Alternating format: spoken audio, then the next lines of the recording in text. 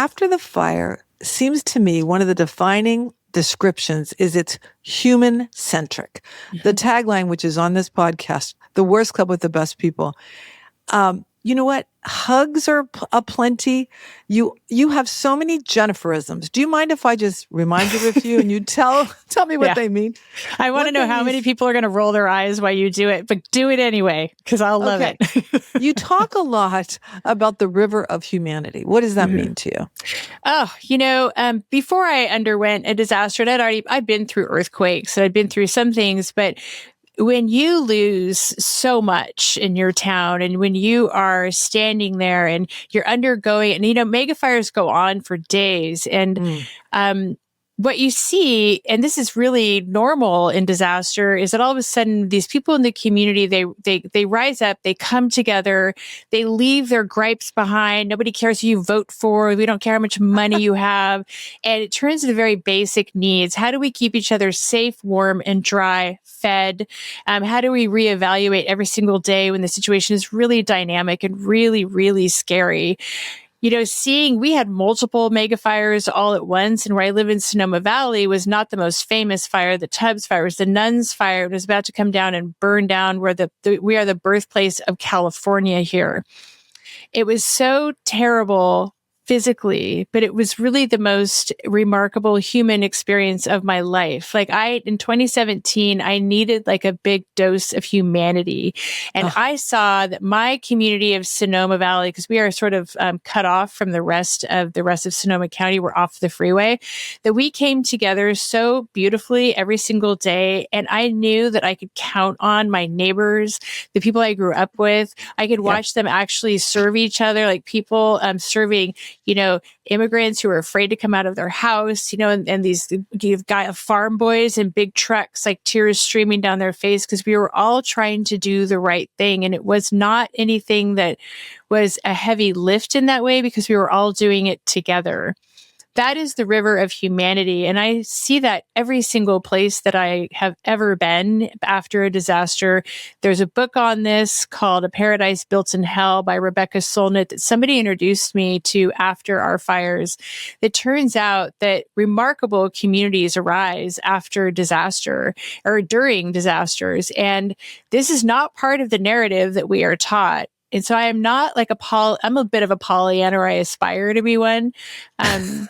But it's really that I want to always amplify and tap into what is so good about the world and good about humanity, especially at a time when so many of us are hurting. And also that's really what it's divided. About. So many people are divided. Yeah. But I think that feeds into another quote you always say, and I know who it's from. God is in the space between us. Yeah, that's a huge one for me. I'm not particularly religious. I've no shade to anyone who is, but I do firmly believe, it's a Paul McCartney quote, actually, that God is in the space between us. And I was a high school teacher for a decade. And this is when I learned that quote, and I taught at a Catholic school. I wasn't Catholic, but I really did enjoy the basic tenets of how our community was, served, and the way that we often treated each other. That quote has actually sustained me through so many things. And I firmly believe that we have choices about how we fill up that space between us. We can do it negatively. We can try to harm, or we can fill it with love and care.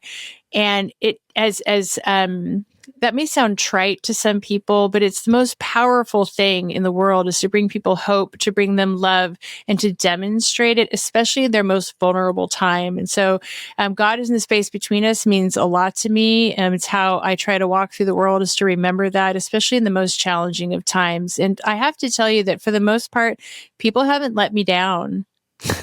And I can vouch for that. Watching you in action, tell me what collective impact means to you. Oh, well, we can do so. I know it's also, people are like, yeah, I've heard this before, but you see it in disaster, these concepts that were sort of given to us in memes or whatever on Instagram. The thing about disasters, it actually shows those in action, and collective impact is so important. We are the ones we've been waiting for. That's a June Jordan quote. Yep. I don't have more of these, just so that you know. I do stop at a certain point, but it's really the idea that we can do so much more together.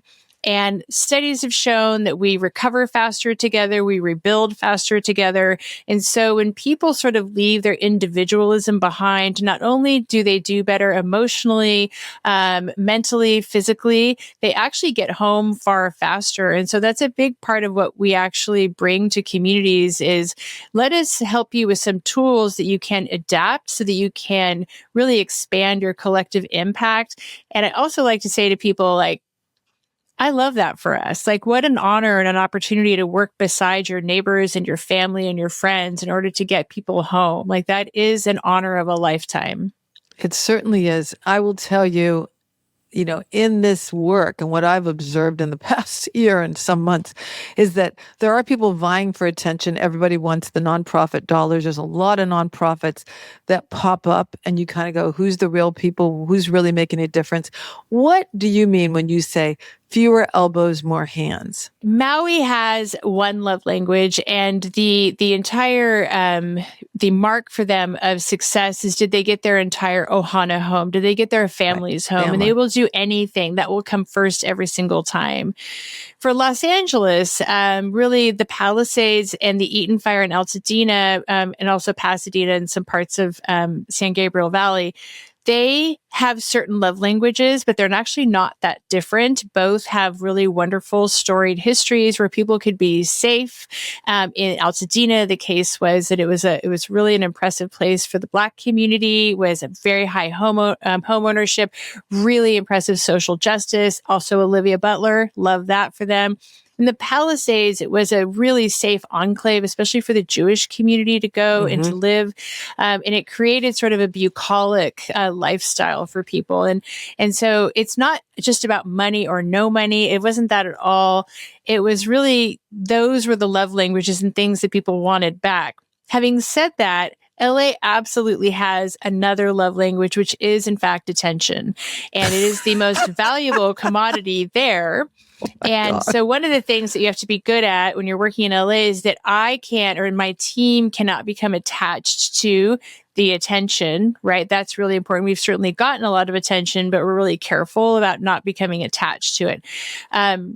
In LA, I've never seen like an LTRG have a press conference, or I've never seen. What's an LTRG? Oh, sorry. It's a long-term recovery group. That's another thing we do is we come and sort of teach you the whole language of disaster. There's a lot of press conferences there, and there's a lot of competition, and especially on Instagram. Like, I remember early days, I would screenshot all the different names for all the ones that had popped up, and no shade to the ones who want to pop up. It was just pretty hard to navigate to figure out where do we put our attention Right. and our resources, and to really make sure that we are finding people who have the highest emotional intelligence that we think can pivot really well. And we don't always know, initially. So we've got to spend a lot of time really vetting all of the people and figuring out, like, where can we be helpful? Who can be there in the second year? Because in the case of LA, especially, we're often, we do funders briefings for about 60 of the top funders, and not just nonprofits. I mean, funders for philanthropy. And they want to know too, like, where should we lean in? So LA has definitely a love language of attention. And so we've had to be very mindful of that as we go. Fewer elbows. Don't push out of the way so you get the center of the attention. Yeah, I could have missed all of that. Well, that's the attention. Because attention is the highest commodity there.